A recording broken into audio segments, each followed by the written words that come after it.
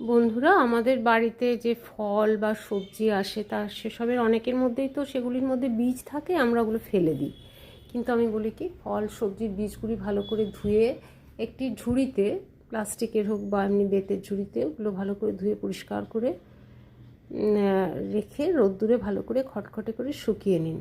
এবার আপনার বাড়িতে যদি জায়গা থাকে, বা আজকাল তো বাড়িতে অনেকেই টবে ফুলের গাছ করেন, তো পাতাবাহার আর ফুল আর ওগুলো তো খুব, ফুলটা তবু ঠাকুরের পুজোয় কাজে আসে, কিন্তু ইউজফুল জিনিস ওই বীজগুলো যদি আপনি টবে ছড়িয়ে দিতে পারেন, সব একসঙ্গে মিশিয়ে রাখলেও ছড়িয়ে দিলেন, যেটা থেকে বেরোলো চারা বেরোলো।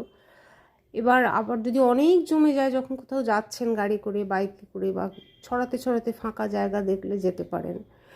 এতে আপনার নিজের বাড়িতে যেগুলো হলো সেগুলো আপনি অনলাইনে চারা করে সেল করতে পারেন, এটা একটা প্রফেশন হতে পারে, বা নার্সারির সঙ্গে কন্ট্যাক্ট করতে পারেন। আর ওগুলো যেগুলো বাইরে দিলেন সেগুলোও গাছ